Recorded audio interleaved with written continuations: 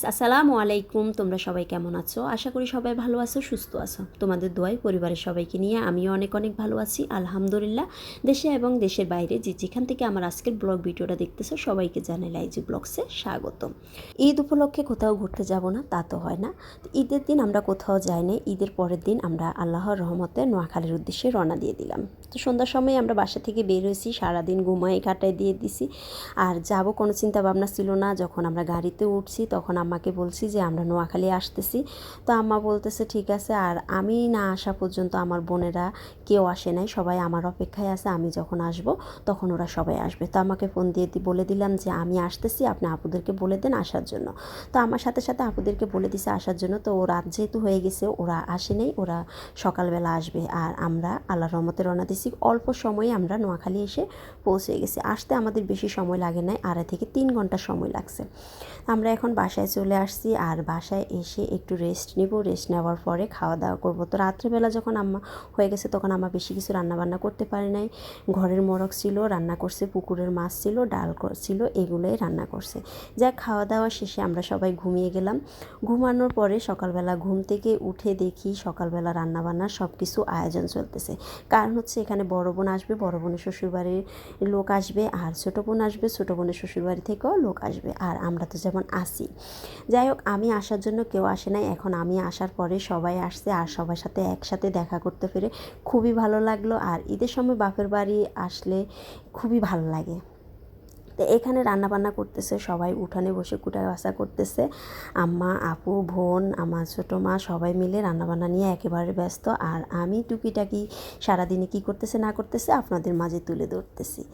যাই হোক, আপনারা যেখান থেকে ঈদ উদযাপন করছেন, আশা করি সবাই সুন্দরভাবে ঈদগুলো উদযাপন করতে পারছেন। এখানে সবই রান্নাবান্না কুটা বাসা করতেছে, অনেক কিছুই রান্নাবান্না করলো। যাই হোক, রান্নাবান্না শেষে এখানে সবাই খাওয়া দাওয়া করতেছে। আর এখনও ছেলেরা খাওয়া দাওয়া করতে বসে নাই। তো ওনাদের খাওয়া দাওয়া শেষে ওরা বসবে। এখান দিয়ে সবার জন্য বাড়তেছে, যেহেতু খাওয়া দাওয়া চলতেছে। তো যাই হোক, যারা আমার ভিডিওটা দেখতেছেন সবাইকে জানাই অনেক অনেক ধন্যবাদ। আর যারা এখন আমার চ্যানেলটা সাবস্ক্রাইব করেনি তারা প্লিজ আমার চ্যানেলটা সাবস্ক্রাইব করবেন। সাবস্ক্রাইব করে পাশে থাকা বেল বাটনটা অন করে দেবেন, যেন পরবর্তীতে আমি কোনো ভিডিও দিলে আপনাদের মাঝে নোটিফিকেশন চলে যায়। তাহলে সবার আগে চাইলে আমার ভিডিওটা দেখে নিতে পারবেন। খাওয়া দাওয়া শেষে আমরা এখন চলে যাচ্ছি আমার ছোটো খালার বাসার উদ্দেশ্যে। কারণ আমার ছোটো খালা অসুস্থ হয়ে গেছে, অনেক দিন যাবৎ অসুস্থ।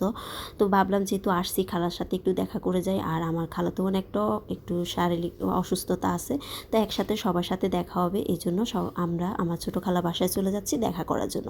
আর যাওয়ার পথে এক একটা বাংলো বাড়ি ভরে খুবই ভালো লাগে দেখতে। তাই যাওয়ার পথে একটু একটু সিনারি আপনাদের মাঝে তুলে ধরলাম। কথা বলতে বলতে চলে আসলাম ছোটো খালার বাসায়। আর এখানে এসে এত মজা করতে পারবো কখনো ভাবতে পারিনি। তাই সেই ভয়েসগুলো সরাসরি আপনাদের মাঝে শেয়ার করব। কেউ কিছু খারাপ মনে করবেন না, আশা করি সবাই সুন্দর দৃষ্টিতে দেখবেন। আর এই যে পেন্টিংগুলো দেখতেছেন দেওয়ালে, ওগুলো সব আমার খালাতো বোন তৈরি আঁকছে, খুবই ভালো লাগলো, তাই আপনাদের মাঝে শেয়ার করলাম। আর আমরা আসাতে ওনারা এখান দিয়ে সব নাস্তা পানি রেডি করে রাখছে। এখন চলুন সবাই মিলে একটু মজা নিই আমার খালাতো ভাইকে নিয়ে।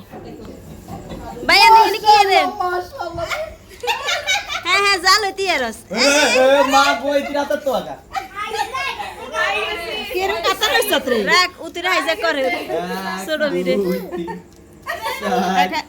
10 কান 11 ওয়ান আর সোয়াই লইলে এরকম বেগুন হই যাবে। তুই ব্যাগটা শুনে এলাছে, ব্যাগটা সুন্দর আছে, দেল সাইডে ফোনটা সাইডে আরে হ্যাঁ উড়ি যাচ্ছে ব্যাগটা বান্দা তো এ দিয়ে সাইডে ব্যাগটা দিয়ে লা রেজেটে হয়ে গেছে যা না থাক ব্যাগ লই আয় রে সালাম দিলে বসে কেন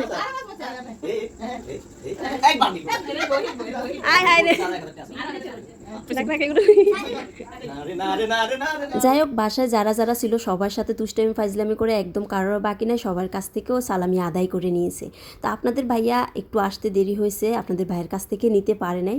আপনাদের ভাইয়া আসার সাথে সাথে ওর সাথে দেখা করতে গেছে, আপনাদের ভাইয়াকেও ছাড়ে নাই। তো আসলে উনি বসুরহাটে একটা কাজে আটকে গেছিলো, এই জন্য ওনাকেও ধরা হয়নি।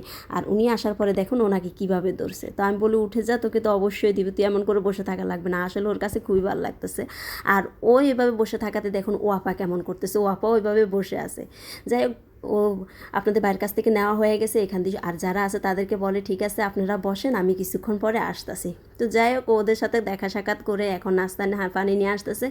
এখন ওদেরকেও ধরা দিবে। চলুন আরেকটা সবাই মিলে আরেকটু মজা নিয়ে নিই। মাঝে দুলাভাই, ছোট দুলাভাই, ওইটা নিতে পারি নাই। থাকো।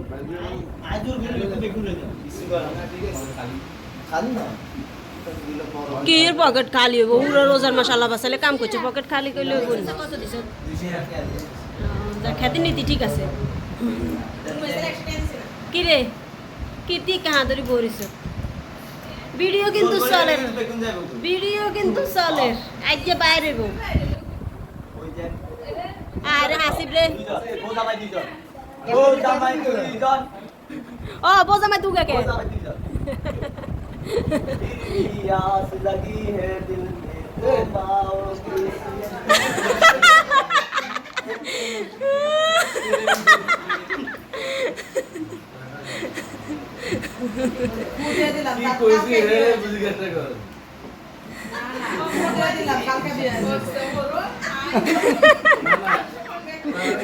না তো ব্যাগ দুলা ভাই ভাই পাঁচে তো কারাতে ইয়ানে অনকা ব্যাগে সালামি নির বুঝে নি আর ই গইছে বহর ব্যাগের হাদরি বরেছে রেনিসান ইজ্ঞা মানুষেরা বাদ দেন বেগুন তো সালামি লইছে শেষ পর্যন্ত আঙ্গুস বাচ্চু ভাই বাকি আছে শেষ ওনা তুনো বাইর লইছে মেহমানরা বাদ দেন হ্যাঁ মেহমানেরা বাদ দেন সাইন সালামি সালামি ম্যাম এ সালামিতে করো মেহমান আর হাতের পকেট পুরো গরম হয়ে গেছে ভাই ভাই ভাই ছোট ভাই আনের যে পা ধরতে কি ভালো লাগে আর সালামি নি কি রকম খুশি হচ্ছে কেন কোন চাই পা যে ওখানে আছে হ্যাঁ ওই যে ওখানে আচ্ছা সালামি হলে কেকটা লাগে আন তুই চাই কোন চাই একটু বড় আর একটু বড় জিম্মাদার আমারে দিব কত বড় একটু বড় না মেলাটি আইছেন আই কিন্তু সাপোর্ট করছি আনের আই আনের পক্ষ একদিন আনের পক্ষ আই গেটে আই নাই কোনো কথা নেই এবার আর বিয়ে ক্যান্সেল হয়ে যাবে তোর বিয়ে লাগতো না ফ্রেশ আনাই যে কি বিয়ে করিয়ে নেই গো করবে ব্যাকের জন্য খালি সালামি নেবে যাই হোক আমার ভিডিওটা কেমন হয়েছে অবশ্যই কমেন্ট করে জানাবেন কথাবার্তা বলতে বলতে দুষ্টামি করতে করতে আমাদের সময় শেষ হয়ে গেছে এখন আমরা চলে যাচ্ছি বাসায় তো আমার ভিডিওটা কেমন হয়েছে কমেন্ট করে জানাতে একদম ভুলবেন না সবাই পুরো ভিডিওটা দেখার জন্য সবাইকে অসংখ্য অসংখ্য ধন্যবাদ আজকের মতো এখানে বিদায় নিয়ে যাচ্ছি আল্লাহ হাফেজ